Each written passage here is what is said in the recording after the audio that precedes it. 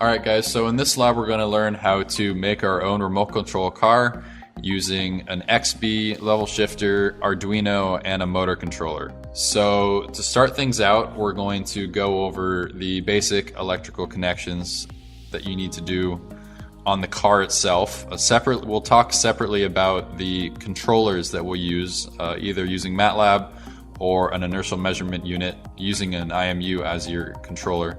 But for now, we're just going to go over the electronics on the car itself. So this is the car that's been fully constructed. You can see that we have our Arduino here, motor controller here, XB here, level shifter here, and our battery. Now, the specific motor controller that we bought, you can use that as a shield on either the Arduino Uno or Arduino Leonardo. We use the Uno. Now, you can also use this motor controller with different Arduinos. Unless you use it with the Uno or Leonardo, you will have to make manual connections between them. But since we use the Uno as a shield for the motor controller, we can literally just snap the two onto each other. So when you receive the motor controller, you're just going to receive it as a PCB itself with nothing on it. So you're going to have to solder on these headers onto the outside pins on each side. These blue pins are called terminal blocks, and these are what's going to make it easy to connect to both your motors and your battery. Now these middle two terminal blocks, these are for the positive and negative lead of your battery. The outside terminal blocks are for your motors. This one is for motor 1, this one's for motor 2, and these are labeled on the PCB itself. And you can also look this up on the Polio website.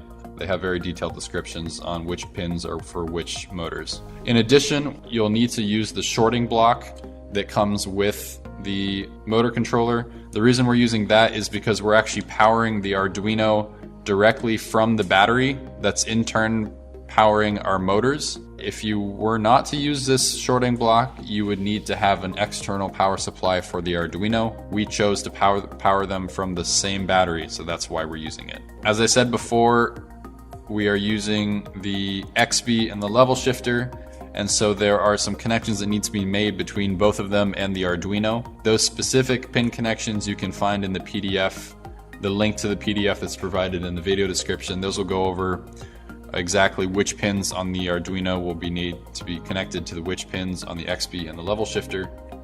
As you can see, since we used a proto board as our chassis, we just soldered those connections directly into the board. We'll go over the structure for the car later, but if you choose to use a breadboard or a PCB, these connections might be slightly different for you.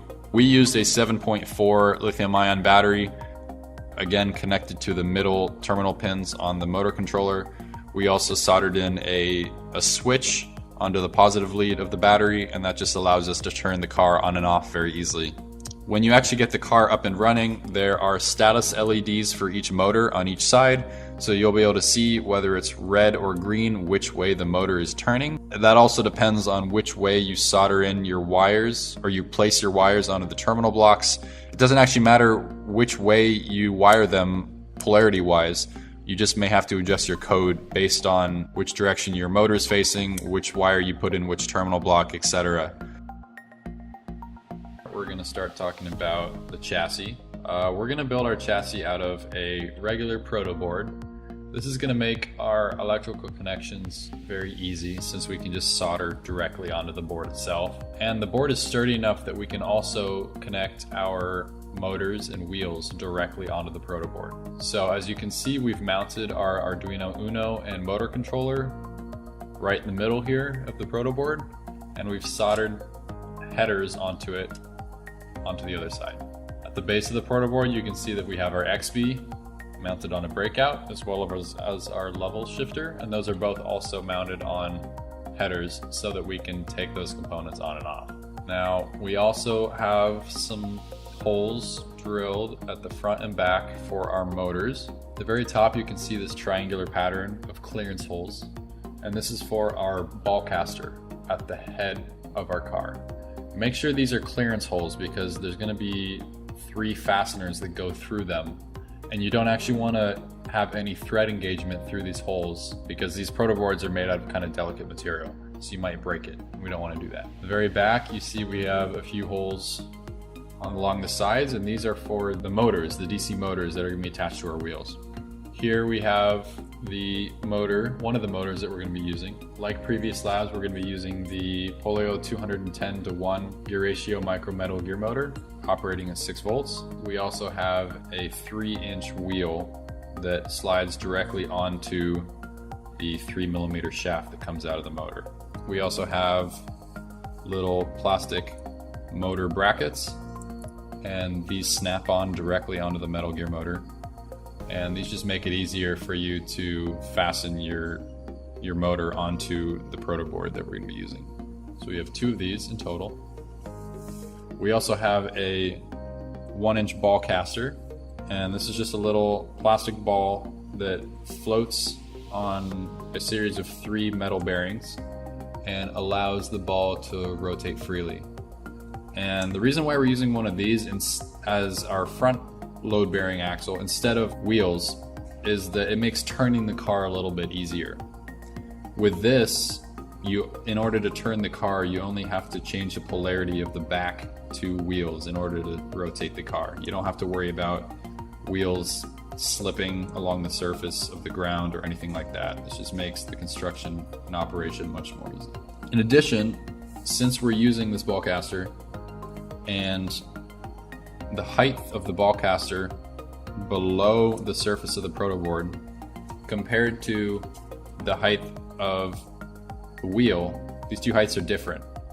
So if we want our car to be level, we don't want the front to be slanted down, we're gonna have to make a little spacer for this ball caster. So essentially that just means we're going to fasten the base of the ball caster onto this little piece of wood and fasten this wood in turn to the bottom of our proto board so that the height of the ball caster and the height of half of this wheel are roughly the same. So we will assemble the car and we'll see how it looks. Alright guys, so this is what our car looks like fully constructed. As you can see, we put on our 2 wheels and our ball caster on the front. If you look at the upside down view, here's the ball caster on top of our wooden spacer in between the caster and the proto board. Near the back, we have fastened our metal motors to the base of the proto board using 2 fasteners for each motor and then with a nut on either side. And we have plugged in the leads from the motors directly into the motor controller on top of the Arduino Uno.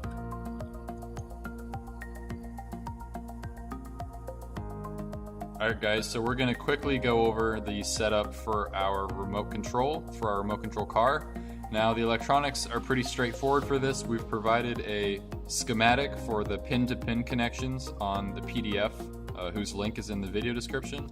Basically, the only things you have to connect are the Arduino Nano, the IMU, the level shifter, and the XB.